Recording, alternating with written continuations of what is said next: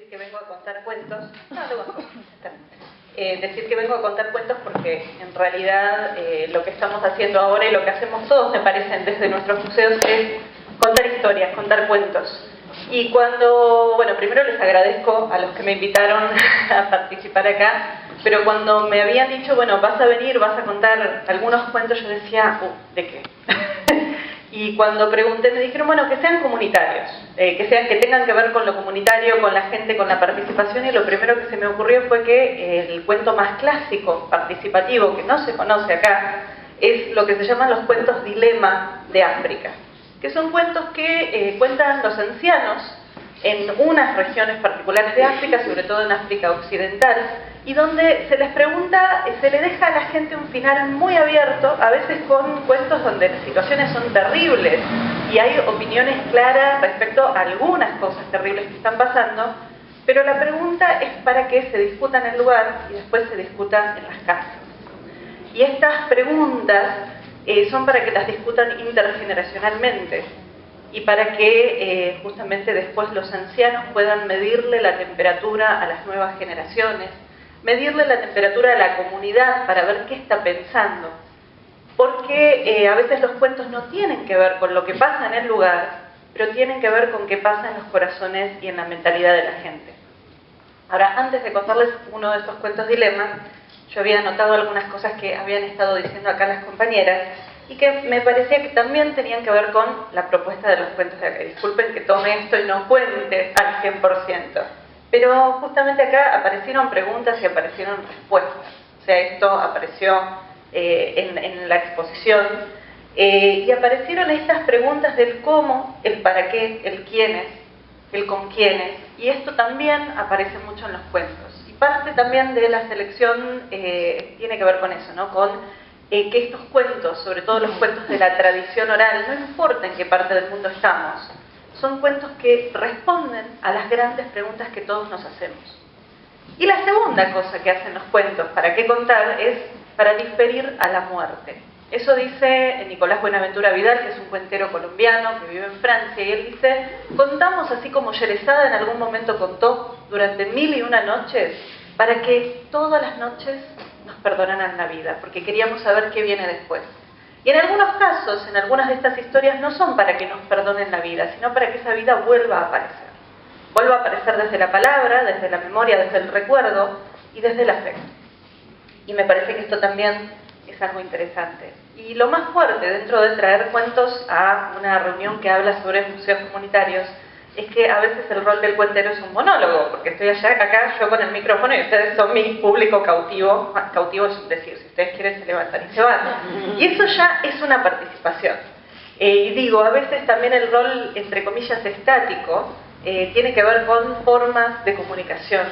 Pero sobre todo el repertorio, lo que uno cuenta, y desde la tradición oral, lo que estamos tomando, estamos retomando, es historias que, y acá justo lo había notado, que crean estos vínculos, pero además, pensando en lo que decían del Museo del Puerto, eran objetos que cuentan historias particulares, que llegan a historias mayores, y respuestas muchas veces en estos cuentos que contienen elementos que como cultura compartimos. Entonces, si yo les traigo un cuento de otra cultura, tal vez ustedes ciertos elementos simbólicos ni los registren, pero si yo lo cuento en el lugar donde se cuenta, seguramente ese elemento va a estar ahí presente.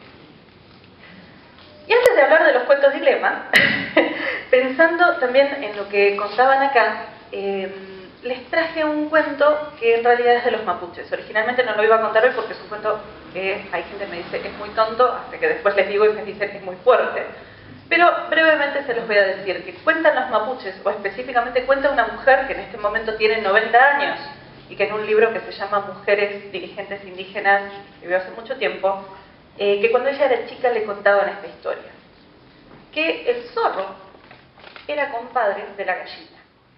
Y ahí empieza el comentario, va a contar un cuento padre. En realidad la gallina era comadre de la zorra, pero bueno, el zorro era el que mantenía las relaciones con el gallo, con la familia. Y en algún momento el zorro le ofreció al gallo y a la gallina llevar a sus pollitos a la escuela. ¿Cómo que no conocen la escuela? Tienen que aprender, les dijo. Así que los invitó uno a uno, primero el ahijadito, el mayor, llevárselo a la escuela y él ahí iban a aprender, iban a cada tanto mandarle saludos a la madre, a contarles cómo estaban. Y eso hizo.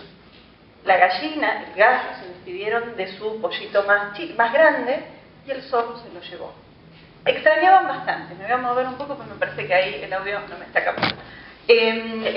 Justamente se lo llevaron y la gallina extrañaba, preguntaba cada tanto por su pollito. El zorro le decía, no sabe cómo le extraña, pero no sabe, está aprendiendo, le va a escribir una carta muy pronto. Al poco tiempo, el mayor extrañaba al segundo. Así que el zorro le preguntó a la gallina si por qué no mandaban también al segundo a la escuela. Y así fue pasando sucesivamente el tiempo con estos pollitos que estaban yéndose a aprender.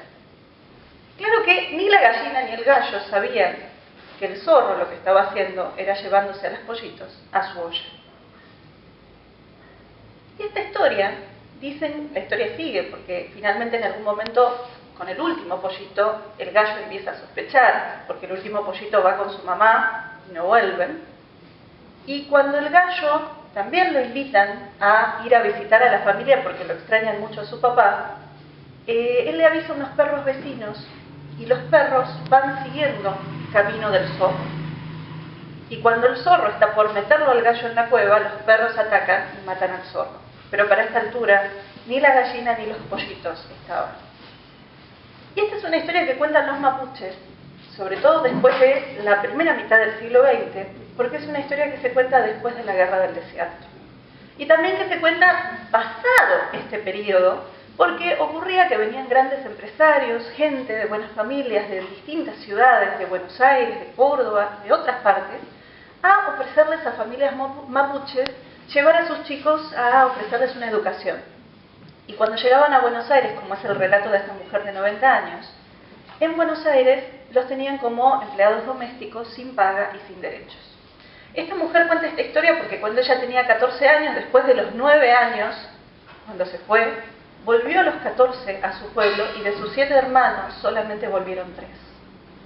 Y no es la única que la cuenta.